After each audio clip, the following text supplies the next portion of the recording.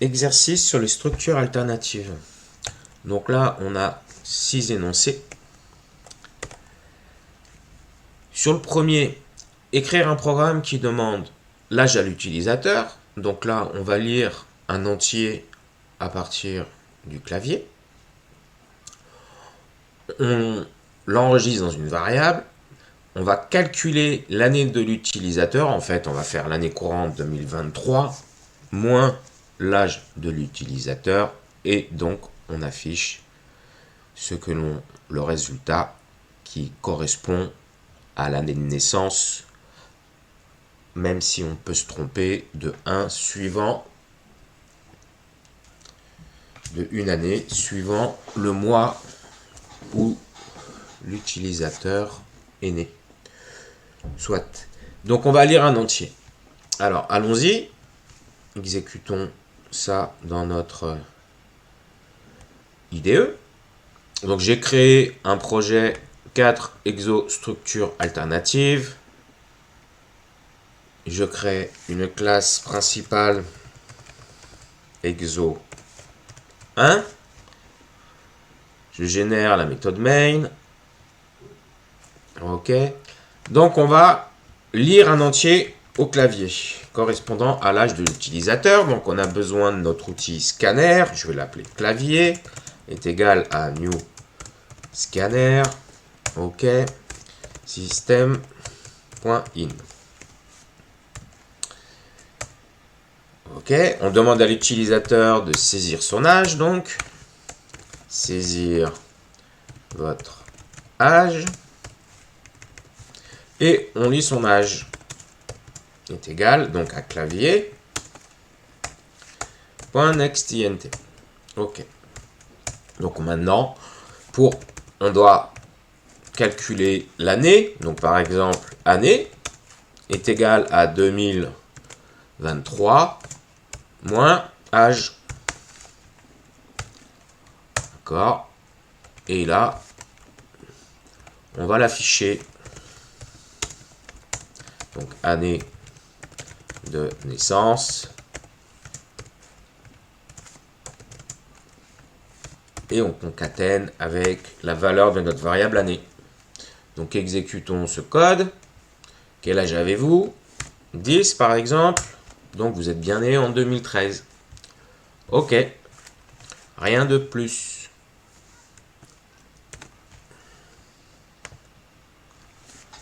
Donc là, on n'est pas sur une structure alternative.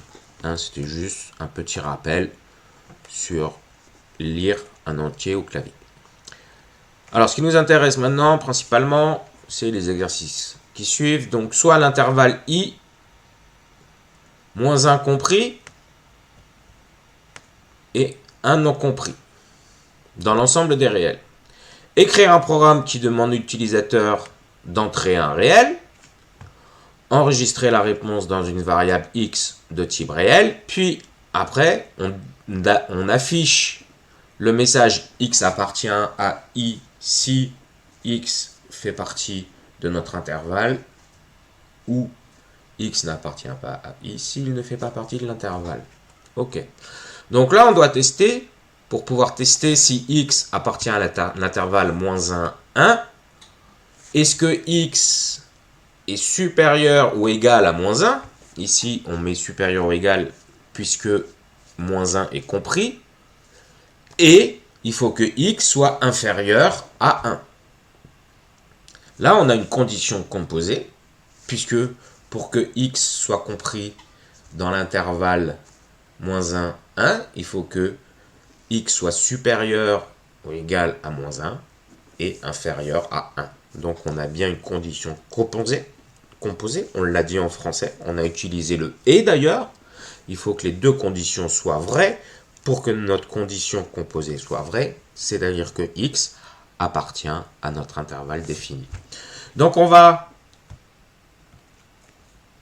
là, CTRL-C, CTRL-V, oui, ça me convient, principal exo 2. Donc là, je viens de copier principal exo 2. On va saisir ici un réel. Donc on va le réel, c'est une variable de type double, donc next double ici.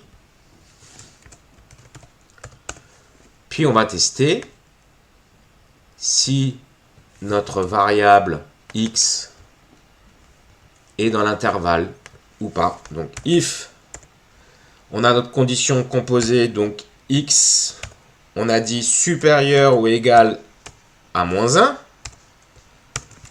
Moins 1 étant compris dans l'intervalle, et donc double éperluette, x inférieur à 1. Dans ce cas-là, on affiche x appartient à i.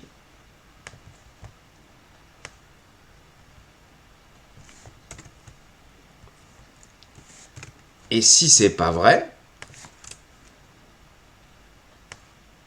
donc sinon, c'est-à-dire que si la condition est fausse, ça veut dire que x n'appartient pas à i.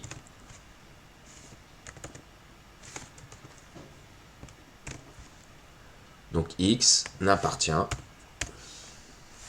à x n'appartient pas à i. Exécutons ce code.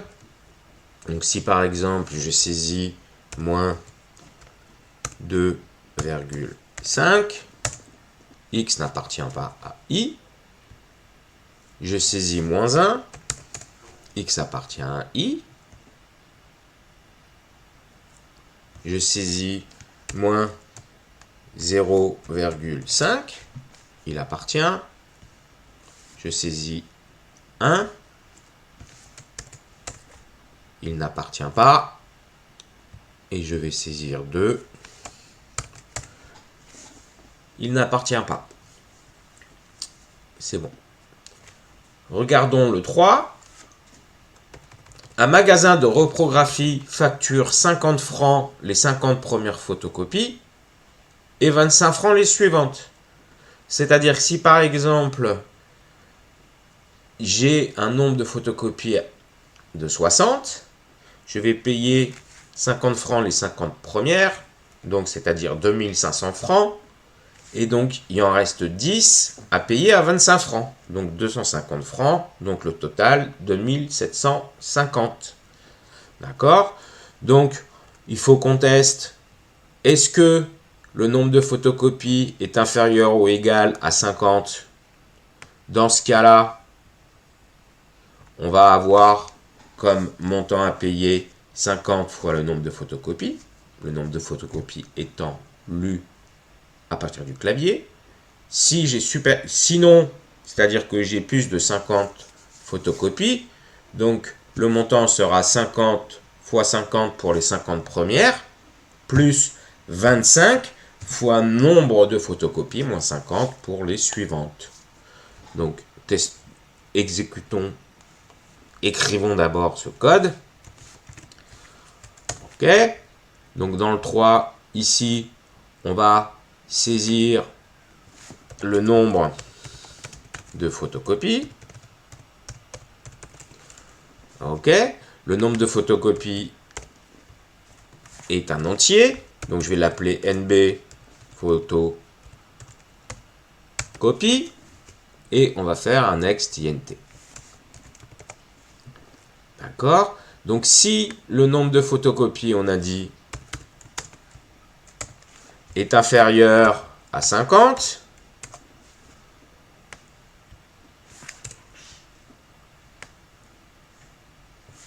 le montant à payer est égal donc à 50, le prix par photocopie, donc le montant total 50 fois NB photocopie.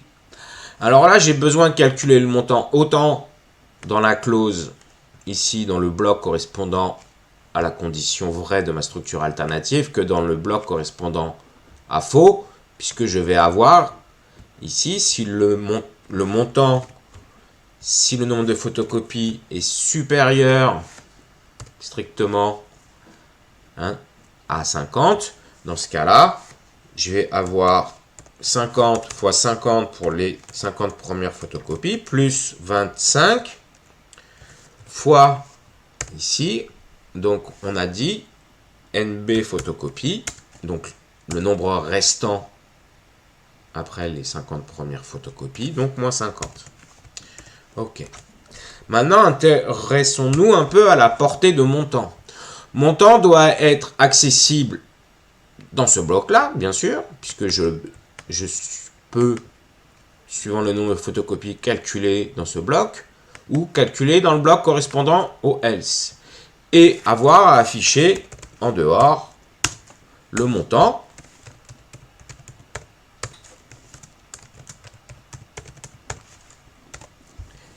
résultant. Donc, c'est-à-dire que je dois déclarer une variable montant dans mon bloc principal pour qu'il soit accessible, pour que cette variable soit accessible dans mes deux blocs et dans la méthode main. D'accord? Comme elle a été déclarée dans le bloc correspondant là que vous voyez surligné à la méthode main, donc on va la variable montant est donc accessible dans le bloc de la méthode main et bien entendu aussi les sous-blocs, c'est-à-dire correspondant à ma structure alternative. Ok, donc déjà exécutons ce code. Si par exemple j'ai 10 photocopies, 500, parfait, et si j'en ai 60, normalement 2750. 2750, c'est parfait.